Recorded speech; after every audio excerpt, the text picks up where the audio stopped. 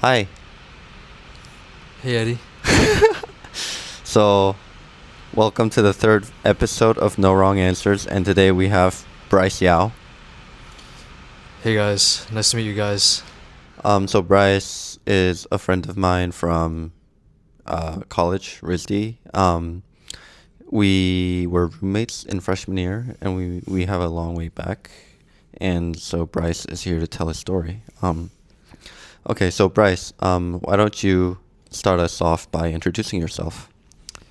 Yeah, so for those of you who never met me before, my name is Bryce and I'm 24 years old and I'm currently an industrial designer working at Shark Ninja. So I design like everything vacuums related. I see Um vacuums. yeah, so I've pretty much been in vacuums like for my entire early career. I've been doing vacuums since I graduated from RISD. And like Eddie said, I was his roommate back in freshman year, so we go way back. Yeah, I went to RISD, studied industrial design. For those of you who do not know what industrial design is, because I get this question so many times, Oh yes. like people, like parents, my parents' friends, they're like, "Dude, what does your son do?" And then they're like, "Yeah, industrial design," and literally like no one knows what it is. So I'm here to set the record straight. Like industrial design is designing physical hardware for products that are manufacturable. So think like Johnny Ive or James Dyson. Like Mm. those are probably the most famous Yep. industrial designers. Yeah. Um, yeah, so any product that you can feel, use, that's physical, that has hardware, we design it. We're not engineers, but we work with engineers to design it. All right. Great summary. Great summary. Yes, do not get us confused with product designers, so the so-called product designers, like the because nowadays like everyone's everyone's doing like digital product design, Oh yeah, yeah, yeah. and that's like UX UI, Yeah. interaction design. Like Yeah. that's not like what we do. Uh-huh. Industrial design is like hardware design. Okay, Yeah, yeah, yeah. yeah, just to set that straight, Good, because good, good. people get confused all the time. Yeah, yeah. So, why don't you tell us a bit about your childhood, like how you grew up?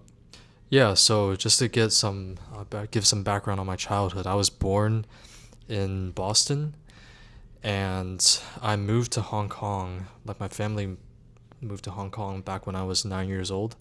So I stayed in Hong Kong for 4 years before moving back to Boston for high school. Mm-hmm.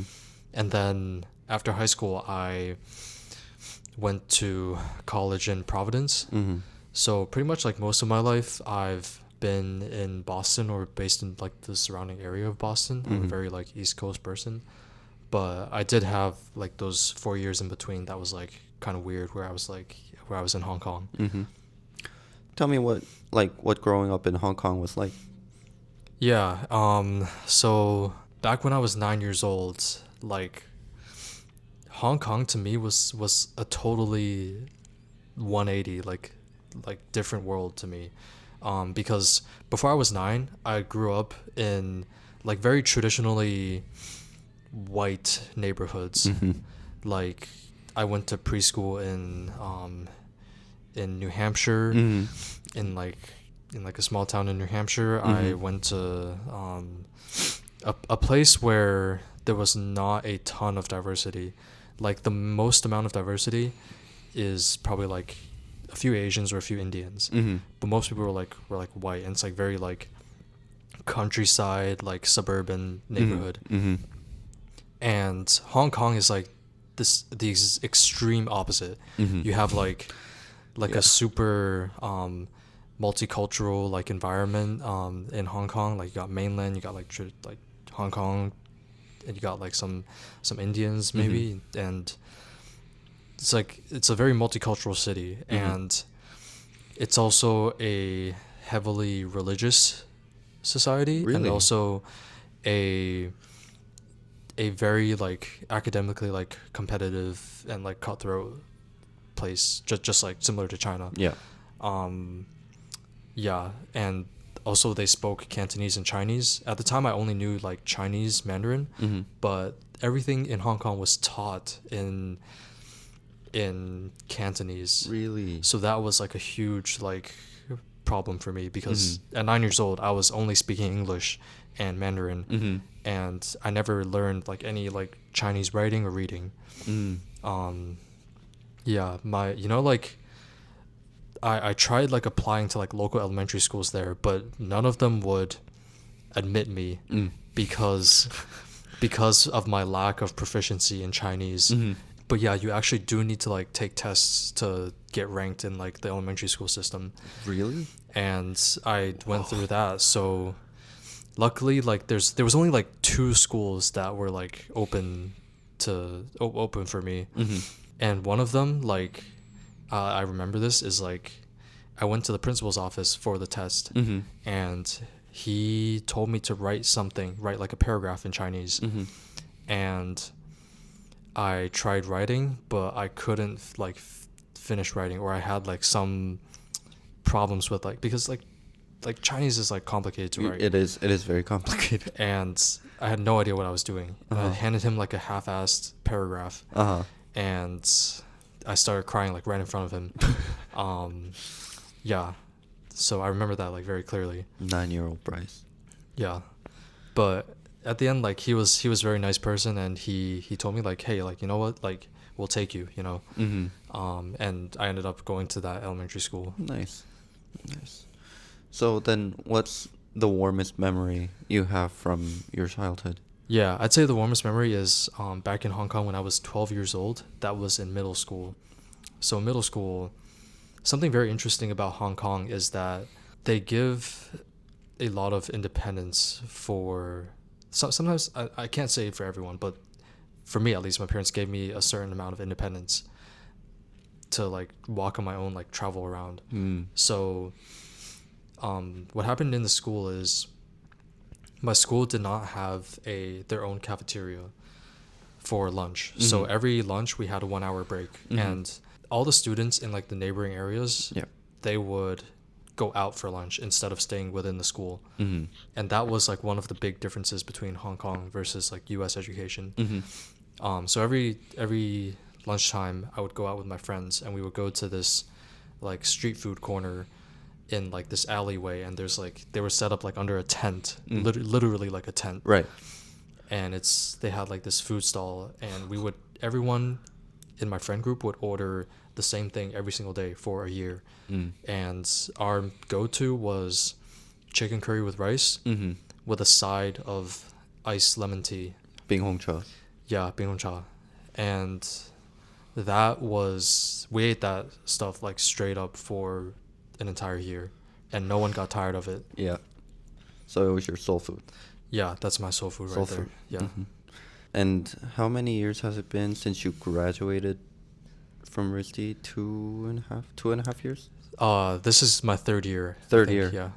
Coming up on my third Coming year. up, yeah, coming up on the third year. And so how's your life been after graduation?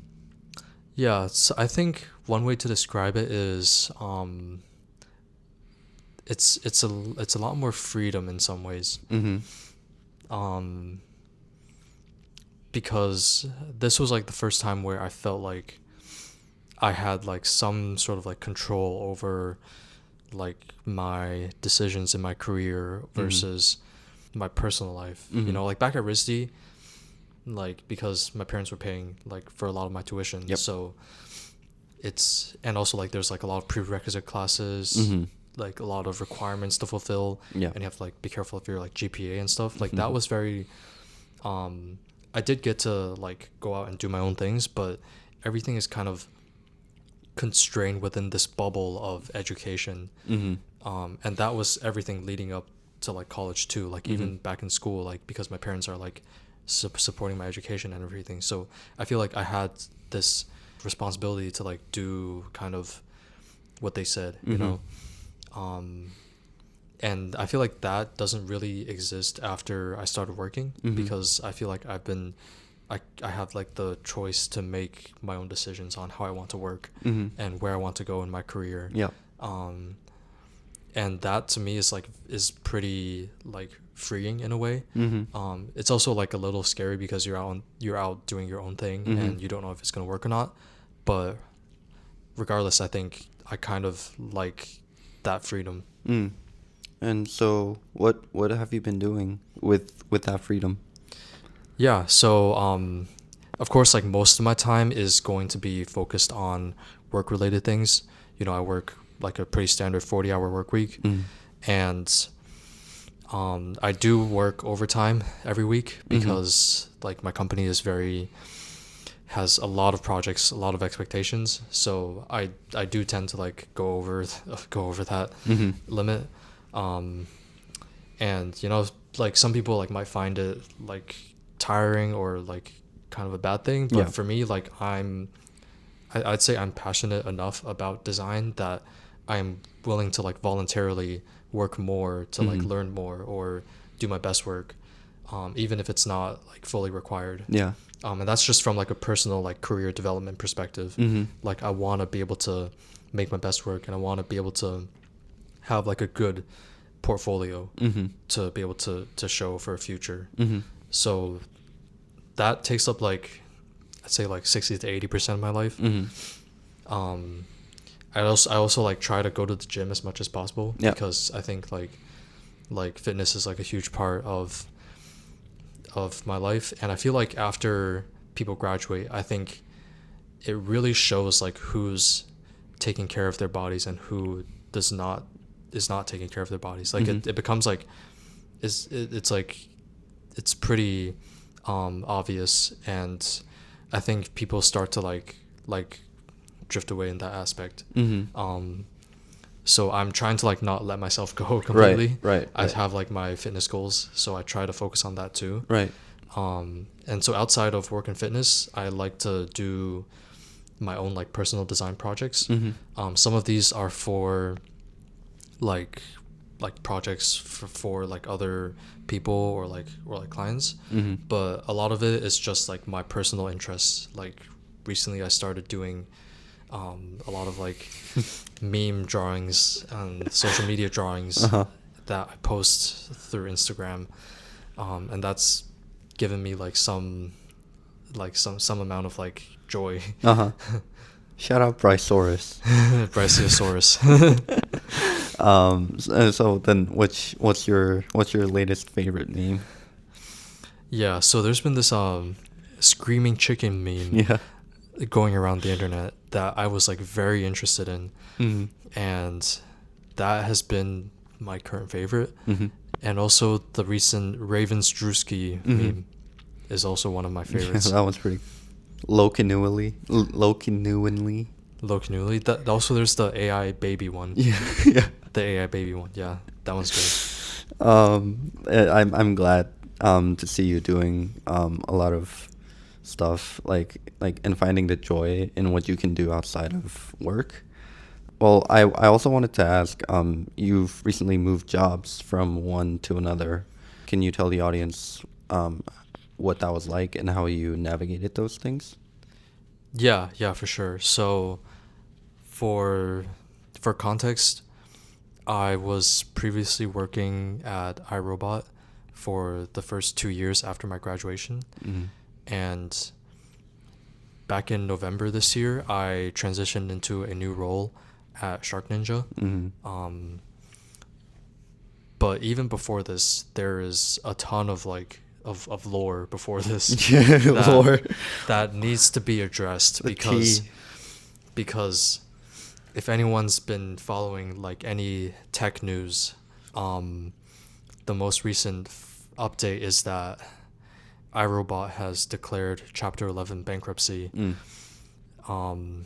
this month. So it's very sad. Not happy about it, but there's so much more to this story than what people think. Mm-hmm.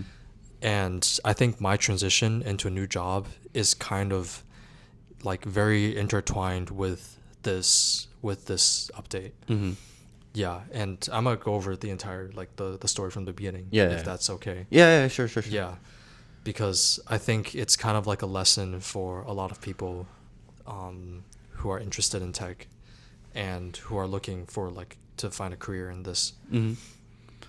And everything like this happened back, you could say that this happened back in 2022 when iRobot was discussing a merger and acquisition with Amazon.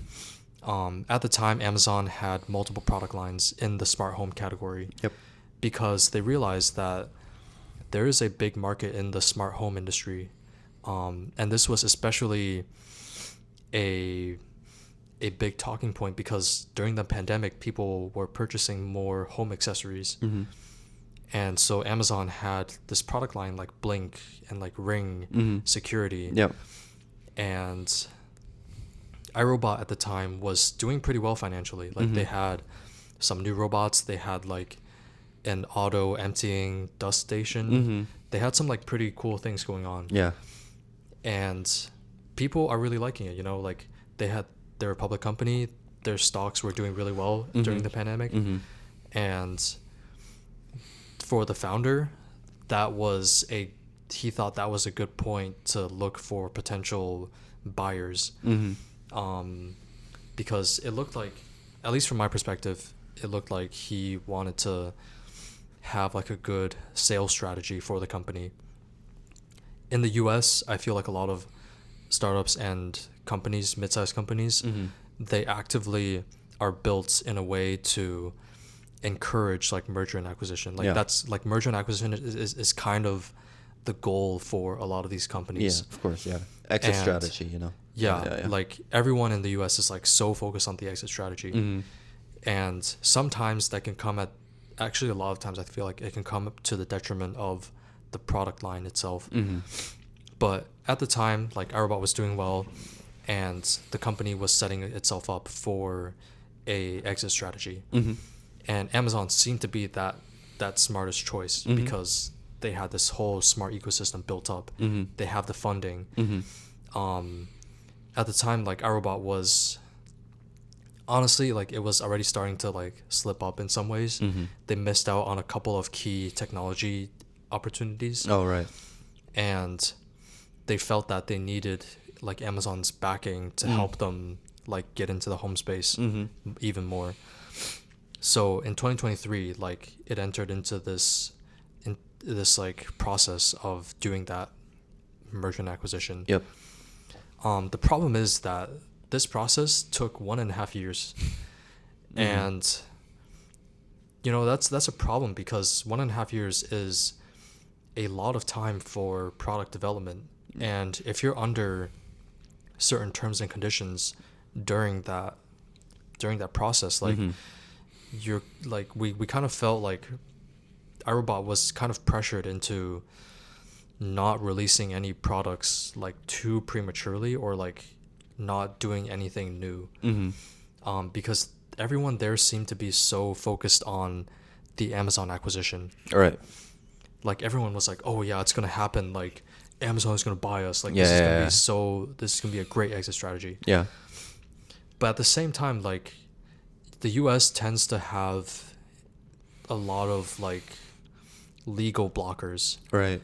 and a lot of politicians are not happy with the idea that Amazon can control a majority market share of the robotics vacuum market, and while also having access to the intelligence and the data from the robot cameras. That did not sit well with a lot of lawmakers. So I'm not going to go into all the politics of this. I'm just trying to like give you the facts as clearly as I can. But at the end of those 1.5 years, there are certain policymakers who blocked this deal, and Amazon was forced to move out, and iRobot was given like a certain termination fee. But this termination fee is not enough to cover the overall R&D expenses and operation expenses for the next like quarter or year. Yep. So what ended up happening is iRobot took out a $200 million loan, and they decided to restructure the company. And when I say restructure, it means layoffs. So they hired an external consultant, and iRobot laid off, at the end of that year, they laid off around like 40% of the workforce, which is kind of crazy. And I joined right before, pretty much like a few months before the deal was blocked. Mm-hmm. So I got to see like the entire process of like how things went, pretty Mm-hmm. much. Yeah. Which, to like a new grad at the time, like Mm-hmm. it was such a crazy experience. Like I've just like never seen something like that before. Mm-hmm. And just like suddenly, like the company was just like empty after those people left. Yeah. You know. But ironically, like this huge like slip up in iRobot history, like Mm-hmm. like ended up becoming an opportunity for me, Mm-hmm. because at the time I was only doing contract work for the company, and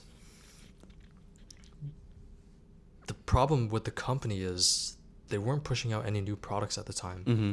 But suddenly, with all these layoffs and all this debt and Mm-hmm. this loan, like for a consumer electronics company to recover from that, Yep. they need new products. Mm-hmm. And new products means they need more engineers and design resources. Mm-hmm.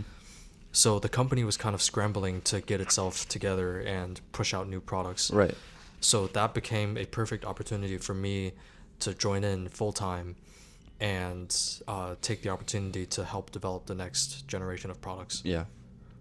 Not an ideal situation, Mm-hmm. but it worked in my favor because it ended up becoming like my first full time role after college. Mm-hmm. So that was good from a career perspective. Mm-hmm. And fast forward to now, like October, Mm-hmm. 2025, the company announced its bankruptcy, right? Mm-hmm. Yeah. So at the time when I was like working with iRobot, Mm-hmm. we had a contract manufacturer. Mm-hmm. So that manufacturer helped us like with the supply chain, Yep. with manufacturing and producing the products, maybe even with shipping. Mm-hmm. So it was like a good deal for us. Like we pay them Mhm. and they give us that service, that manufacturing service. Mhm. We do like the engineering and testing and the design, and they execute our strategy. Yep. And there's also like some shared resources between like certain projects, but Yeah. it seemed like a good deal, and I think it was like the right direction. Mhm. But the problem is that we ended up spending so much money on the R&D that Yeah. we could not pay the manufacturer back. For the manufacturer. Yeah, so we are in debt to the contract manufacturer. So in the end, the decision recently in the past like 2 weeks was the Chinese manufacturer would take over iRobot debt Mm. and like all of the IP Mhm. that came with iRobot. So Right. at this point, you could call iRobot a Chinese company because the Chinese manufacturer owns them at this point. Mhm. Yeah. And this is where I start to get into how I transition into my Yep. new job, Yeah. because of all this like turmoil at the company was going on. I was looking for a new opportunity to like get away from all this because I knew like I had a feeling that something bad was going to happen. Yeah. Yeah. And I knew that if I stayed at iRobot any longer, like my career could potentially be in a bad spot. Mhm. So at the time in August, like my previous director Mhm. left to work at Shark Ninja. Right. And at that point, I started seeing the signs. Like I talked with some people, I got feedback, and I realized like, hey, why are these people leaving? Like maybe something is wrong with what's going on here. Mhm. And after I saw the signs, that's when I was like, yeah, like maybe it's my time to move to a different company. Right. Right. And it just so happens that Shark Ninja is a Boston-based company that for the past like few years has been growing quite well and has been doing very successful numbers. So that to me was kind of like a very natural move. And plus the fact that like a lot of my previous coworkers and also my previous director are now working there. So that was kind of like a perfect opportunity for me to jump in and move into this new role. Well, I find it really admirable that you have the agency to take control of what you want to do. like with your career. And sometimes I feel like a lot of people may find having that strength kind of difficult. I can say that I also find it pretty hard sometimes. So can you sort of describe what your mind goes through, like when you're trying to make those decisions? Yeah, so I'd say like the first thing that comes to my mind is fear and Mm-hmm. anxiety, Yeah. because I feel like a lot of times um these things like tend to like bad when bad things happen or things become chaotic, Mm-hmm. and the first reaction is you become anxious and fearful, Right. and that kind of puts you in like a very emotionally unstable state. Mm-hmm. So to me personally, like I kind of think of myself as a pretty um by the numbers person, Yeah. and like I try to like work with logic. Mm-hmm. But sometimes like when I feel emotional about this, I feel like too emotion driven. Mm-hmm. um I feel like it makes it easy for me to slip up, or I have bad judgment. Yeah. So what really helped me make these like big career decision Mm-hmm. is going is like looking for other people's feedback, Mm-hmm. and I try to get like a larger sample size. So Mm-hmm. for example, I might do like one-on-one chats with 5 to 10 people that I trust, Mm-hmm. who are in like a who have been through like some sort of thing like this, Yeah. Yeah. or I feel like those people are like successful in what they do. Mm-hmm. I go to them for advice. Mm-hmm. And based on the feedback that those 5 to 10 people give, I start to see like certain patterns emerge in their responses. Yep. Even though like everyone's opinions and thoughts are different, Mm-hmm. I feel like people do have subjective, or I have to say like objective things to say that are Mm-hmm. very honest, Mm-hmm. and you can make certain deductions about. Mm. So for example, like if like 8 out of 10 people say this is a bad idea, then I would be more inclined to believe that it actually is a bad idea. Mm-hmm. Whereas if it was only my own judgment, I feel like I might get confused or anxious. Mm-hmm. So having that external piece of feedback Mm-hmm. and like and validation is important to making these decisions sometimes. Mm-hmm. So, like in your case, it was your director, your previous coworkers, and like anyone from outside the industry. Like, Yeah, so most people I asked were people who are in my industry, mm-hmm.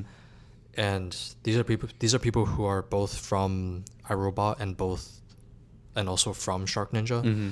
So you get like a mix of like people from different backgrounds in the same industry. Mm-hmm. But I did also ask some people who I thought were successful. Like I had a friend who was a startup founder, Mm. and after talking to him, like he had a very good like outsider perspective. Right. Right. And one of his like, and he might actually have he was actually like the one that pushed me to join Shark Ninja into this new role, Mm-hmm. because even before him, like I was still kind of doubtful. But what he told me is like to always find a rising tide, because the rising tide lifts all boats in that area. Mm-hmm. Whereas if you're on like a sinking tide or a sinking ship, then you might just sink with it too, you know? Right. Right.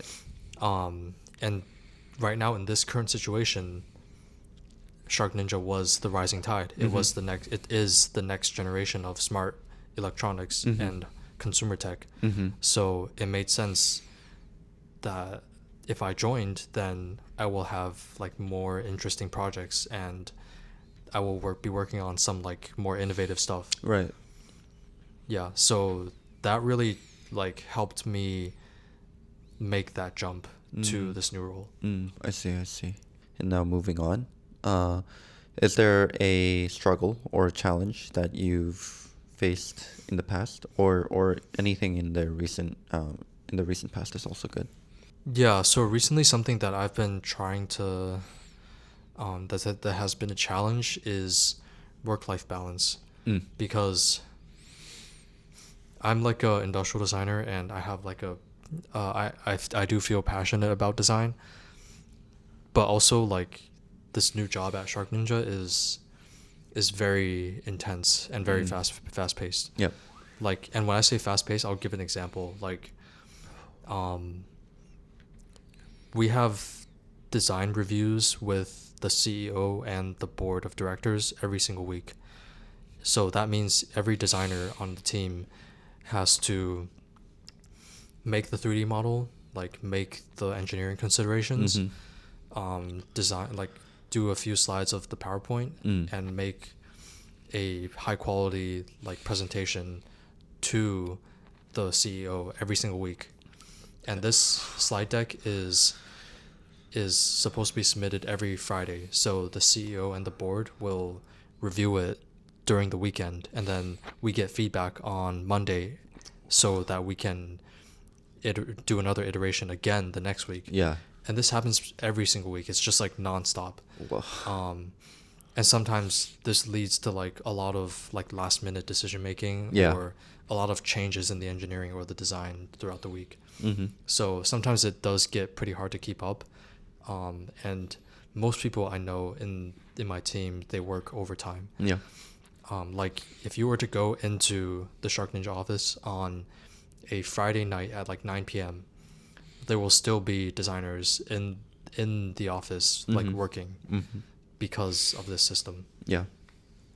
So, wow. So is there anything that you're trying to do to sort of figure that out? Yeah, well, I don't think it's like there's not really like an easy solution, because Yeah. because the thing is, like, in order to be super competitive in this market and in this current situation, like you really do have to put in like more work than most people are willing to put in. Yeah. One of the reasons why like Shark Ninja is doing so well financially is because the product development cycle is competitive, and doing these iterations, like, it helps keep up with the fast-paced cycle of the market. Yeah. Whereas if we were like slower, then the products might get delayed, or they might not launch like on time, and that can affect the bottom line business. Wow.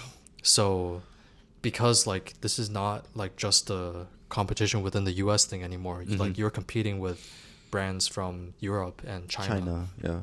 So it's like if you slow down, or if you like or if you stop like working or like developing something new, then you're pretty much like just out of the competition within the next year. And that's kind of like scary to think about. Yeah. I see. So moving on to our final question for the day. Is there any lesson that you learned that you try to live by? Or a piece of advice that you would give to someone? Yeah, my main lesson or takeaway is always be action focused. And when I say action focused, it's like if you want to do something, then take action. You don't even have to overthink it. Like stay committed to that action for a certain period of time. And I realized this because I used to be someone who gets anxious in front of challenges, or Right. I get like overcome with fear. Like, what if it doesn't work out? Or what if like something bad happens along the way and things don't turn out as expected? All right. And that kind of leads to a state of paralysis, because you're not sure if you want to do it or not. And sometimes like I hide it under the idea of planning. Like sometimes I try to like plan things out before it happens. And I think planning could be good, but it's like when you plan for too long, you start to like wonder like, oh, when am I going to do that when am I going to do that thing? When am I going to actually achieve that goal? Right? So that's why like I think taking action is the best way to fight that fear. And when I say take action, like it doesn't need to be a huge step, Mhm. right? Like you don't need to completely invent something new. When I say take action, it means like it could be baby steps. Mhm. Realistically, like it could be something you can do within the next 5 minutes. Mhm. It could be something you do within the next hour, right? Mhm. Mhm. The action doesn't need to be something that is so grand that it can only take a year to achieve. Right. Because if the action is like too, I would say like if it's too big, Mhm. then sometimes I have a tendency to push it back or Right. delay Right. it Yeah. and procrastinate. But if it's something that I know I can do within 1 hour or a few minutes, then the barrier to entry of the Mhm. action Mhm. is so much lower, and it makes me feel more confident that I can accomplish it. So taking like small actions every single day and being consistent with it, I feel like to me like makes me more productive. Oh, I see. I see. I feel like that's something a lot of us can relate to. Yeah, I think same thing for me. Like I have a lot of stuff. I don't want to work on it because I'm afraid. I'm ultimately afraid that I'm not going to get it done. But best way to figure that out is to just by starting it. Yeah, yeah. And the other thing is like I feel um like a lot of people are just like afraid of failure Yeah. or like being cringe Yeah. Yeah. Yeah. or you know like right nowadays there's like so much emphasis on being like perfect. Mhm. Like, oh, they got like the perfect setup, they got like the perfect career, Mhm. they have like the perfect process, but the truth is that the process is never going to be perfect. Right. And but the truth is that people don't want to see that. They don't Mhm. want to see like the failures a lot of times. Mhm. Because they chase after like this ideal of like a very polished outcome. Mhm. But in fact, like the polished outcome is built through so many versions of like failed outcomes. Right.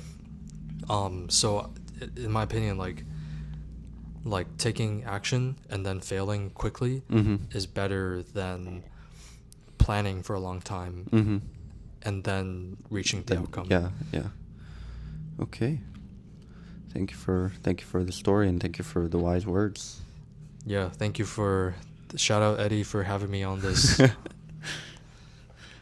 So thank you for tuning in to the third episode of No Wrong Answers. This is Bryce again. And please like and subscribe. All right, catch you guys next time.